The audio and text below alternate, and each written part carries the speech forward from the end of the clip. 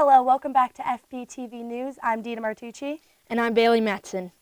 Welcome back from this spring break. It is unbelievable how fast the weeks are flying by here at Franklin Pierce University. With only 5 weeks left in this semester, we are in the final stretch. Students have begun registering for their courses for the fall semester. It is also time that the students are figuring out housing arrangements for next year. With spring almost there also, brings the dreaded finals, which brings into our next story.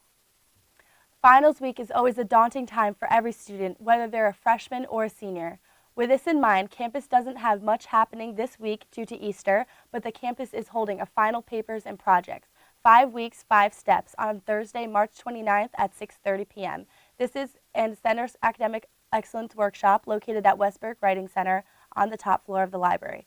The Center and student co-presenters will help you plan, prioritize, and get through those assignments step by step to make sure that projects, papers, and subjects are finished while also preparing everyone for the end of the spring semester. Now on to Bailey with sports. Thank you. Graduate student first baseman Mike Cogshell of Franklin Pierce University baseball team has been named Northeast 10 Conference Player of the Week for the week ending on March 25th. Cogshell posted a .556, .702, and .833 slash line over 18 at-bats. He hit 2 doubles and a home run, scored 3 times, and dove in 4 runs. His most impressive outstanding of the week came in 4 out of 2 wins at number 21 of 22, nationally ranked St. Thomas Aquinas on Tuesday afternoon, when he went 3 for 4 with 2 home runs. The Ravens return on the field Wednesday, March 28th, when they return home to open the Northeast Division portion of their Northeast 10 Conference contest with a matchup against in-state foe Southern New Hampshire. First pitch is set for 3:30 p.m. at Papa's Field in Rindge. Sophomore women's bowler Krista Pierce has been named the 2018 East Coast Conference first team. It was announced last Friday night at the League Awards banquet. Teammate and senior Jessica Davis was named the All-Conference second team. This is the second straight year Price was honored by the ECC, as she was a second-team selection last year, while Davis earned her third straight All-Conference nod. Pierce and Davis were 2 of the 5 Raven bowlers that tailed the second-highest banker game in program history with a 206 during the first day of the Golden Bears Classic on February 9th, 2018.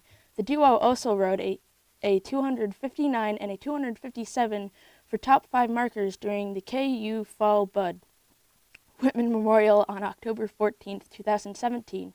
The Ravens ended their 2017-2018 campaign at 49-41. As they placed second in the ECC Championship Tournament, their highest finish in program history. The Crimson and Gray earned their 200th career win with a 4-2 series decision in the elimination game during the championship round versus eventual conference champion number 23 nationally ranked Lincoln Memorial University.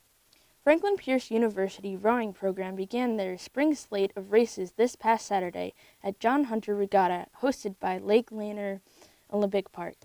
The varsity 4+ consisted of stroke Shelby Telja, Mary Kay Cullen, Holly Hay, Bo Sophia Alexandru, and coxswain Hannah Eldridge. The boat had a great race with the 3rd place finish in their heat and the 9th fastest time in the event. Despite an inexperienced group head coach, Sarah Cordes was pleased for the team's camaraderie, saying the team worked extremely hard over the past week on and off the water. They demonstrated a great sense of camaraderie and support for each other throughout the week. The varsity 4+ boat qualified for the Pete Final with their time. Unfortunately, during the Pete Final, an athlete was injured during the warm-up, and the crew was not able to race to their full extent due to the injury. Despite the injuries, Coach Cathras is still excited for what the boat can accomplish, saying it is unfortunate that we are not able to race to the full potential in the Pete final, but we are excited for what the boat can do this season. After a good experience in Georgia, the team is anxious for Pearly Pond to defrost in order to get back on the water. And now to Haley for the weather. Hi, this is Haley Gardner with the weather, and it's Tuesday afternoon, and we're going to talk about the weather a little bit. So today it's really cold. It is 25 degrees, a low of 25 with a high of 40. Although for the next 3 days it's supposed to be a snowstorm, everything is going to be below 25 degrees.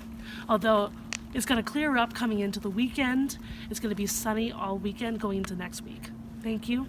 Back to you. Thanks for watching FPTV News. Tune in next week and have a good night.